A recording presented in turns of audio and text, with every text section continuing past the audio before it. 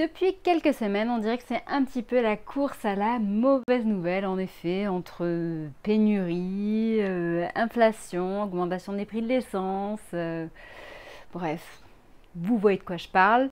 Beaucoup se demandent si on peut redouter l'hyperinflation. Pour répondre à cette question, on a interviewé un expert. Donc si ça vous intéresse, regardez la vidéo. Bonjour à tous, je présente la chaîne de comparaton.com qui est un site qui compare, synthétise et analyse les offres des différentes banques, néobanques et fintech pour que vous fassiez des économies sur vos frais bancaires. Nous répondons également à des questions justement en lien avec votre argent, votre budget. Et aujourd'hui, on s'est intéressé au sujet dont tout le monde parle en ce moment, l'inflation et plus précisément l'hyperinflation. Notre journaliste a interviewé le directeur du Cercle de l'épargne. Il s'agit de Philippe Crevel. Il a répondu à certaines de nos questions et donc, si ce type de sujet vous intéresse, je vous invite à vous abonner à ma chaîne YouTube en cliquant sur le bouton qui est là et qui sera présent pendant toute la vidéo. Vous pouvez également liker la vidéo, la partager et poser vos questions pour faciliter son référencement. En dessous de celle-ci d'ailleurs, sachez qu'entre la vidéo et vos questions, il y a un descriptif et dans celui-ci, vous aurez accès justement à cette interview complète. Comme je vous disais en début de vidéo, en ce moment c'est un petit peu la course à la mauvaise nouvelle. On dirait que la rentrée est un peu le moment où les médias veulent nous casser, saper le moral. Et donc si vous êtes friand du 20h ou des journaux en tout genre, vous ne pourrez pas louper la fameuse inflation, le fameux plan de sobriété que nous devons tous mettre en place, la guerre qui est à nos portes, bref. J'ai pas trop envie de parler de tout ça parce que je préfère me concentrer sur le positif.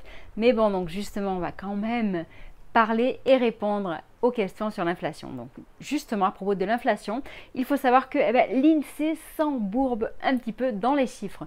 En effet, les experts ne sont pas tous d'accord sur les chiffres en lien avec l'inflation. Pourquoi? Parce que comme pour tout, chacun regarde de son spectre, chacun regarde avec son propre modèle et au final, ils n'ont pas les mêmes chiffres. Tous les pays sont un petit peu concernés par ce cas et en effet, il y a deux choses. D'un côté, le ressenti donc des populations et de l'autre côté, l'INSEE qui utilise le fameux effet pondération qui au final pourrait réduire considérablement le chiffre de l'inflation qui est annoncé. Philippe Erlin, économiste reconnu, en parle très bien sur Twitter. Si jamais vous voulez en savoir plus, regardez dans le descriptif, je mettrai le lien qui va justement vers cet article qui vous explique tout de A à Z. À combien sommes-nous exactement? Franchement, aucune idée. Entre 6 et 10%. Bon, ce qui importe dans tous les cas, c'est le ressenti. Nous savons, nous ressentons dans nos portefeuilles que c'est bien trop.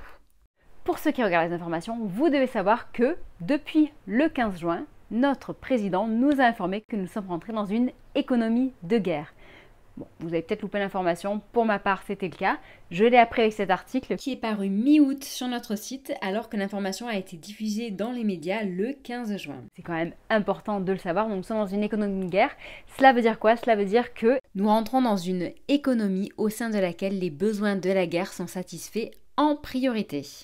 Nous avons abordé ce sujet justement avec Philippe Crevel qui indique selon lui qu'il s'agit pour lui juste d'un cas de communication. Il s'agirait en fait pour notre président d'une sorte de stratégie pour tous nous mobiliser justement dans cet état d'esprit de guerre et aussi vers cette sobriété vers laquelle nous devons aller. Donc voilà, donc nous préparer aux pénuries, aux coupures de courant, bref, à un avenir joyeux.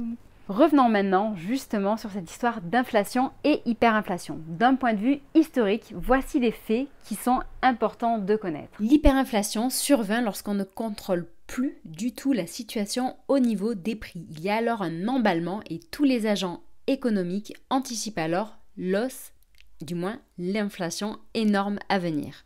Un des derniers pays à avoir connu l'hyperinflation est le Venezuela en 2010.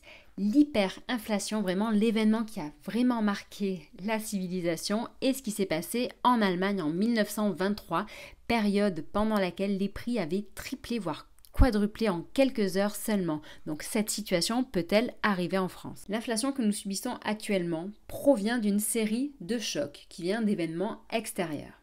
Pour le moment, aujourd'hui, il est très difficile de dire ce qui va se passer demain en termes d'hyperinflation ou pas.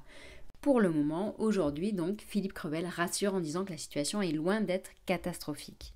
Ce qui est important de savoir également, c'est que si un État de l'Union européenne entre en hyperinflation, eh bien, il peut mettre justement en péril la zone euro.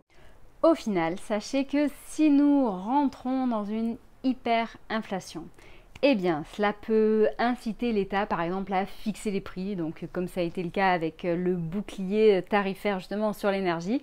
Cela peut également inciter l'État à geler les loyers, comme c'est le cas par exemple avec les passoires thermiques. Cela peut également inciter l'État à supprimer certaines de nos libertés, comme ça a été le cas par exemple pendant la pandémie de Covid avec le fameux, bref, vous savez. Et ils peuvent également nous interdire certaines actions comme le fait d'acheter de l'or. Au final, tout cela pourrait entraîner un effondrement monétaire donc de la zone euro et le lancement, l'avènement d'une nouvelle monnaie. Tiens donc, je pense que vous êtes également au courant de la fameuse MNBC, donc monnaie numérique de banque centrale, puisque notre BCE planche depuis pas mal de temps justement sur cet actif numérique, l'euro numérique, pour rivaliser avec le yuan. Donc en effet, rappelons qu'en termes justement de MNBC, aujourd'hui la Chine est le pays le plus avancé, surprenant. Hein. Si vous voulez comprendre mon ton un petit peu ironique par rapport au MNBC, eh bien, je vous invite à consulter justement le replay de la conférence Surf in Bitcoin qui a décidé d'aborder ce sujet avec d'un côté en effet les personnes qui étaient pour le lancement de ces monnaies numériques d'État et de l'autre côté ceux qui mettaient en avant les potentiels risques qui pouvaient venir avec. J'étais au Surf in Bitcoin, au final, ce qu'on apprend, c'est qu'au final, de toute façon, tout est plus ou moins planifié et l'euro numérique devrait sortir en 2024, peut-être pour les JO, ou 2025. Bref, on verra. Cette vidéo n'est pas là pour vous effrayer, elle est là pour vous informer de certaines choses. Vous pouvez également, donc si vous suivez comparaton.com, justement apprendre comment protéger votre argent, protéger votre épargne justement par rapport à l'inflation et donc potentiellement cette hyperinflation qui pourrait arriver. Voilà, sachez que nous sommes présents sur Facebook, Twitter, Instagram et LinkedIn, que tous les jours nous publions de nombreuses actualités, donc aussi bien des actualités chaudes en lien avec la banque, votre argent, les aides de l'État, ou également des actualités plus froides qui se conservent dans le temps avec de nombreux guides. On en fait énormément en ce moment sur les crypto-monnaies. Si vous êtes intéressé par ce sujet, n'hésitez pas à consulter notre site. Et enfin, sachez que tous les vendredis, nous faisons une revue de presse, donc en rapport bien entendu avec ce secteur, et que tous les dimanches matins, nous publions une page pour vous aider à mieux investir votre argent et diversifier votre portefeuille. Voilà, donc n'hésitez pas à poser vos questions en dessous de la vidéo, j'y répondrai au plus vite dès que je peux. Dans tous les cas, je vous souhaite une très bonne journée et je vous dis à bientôt, au revoir.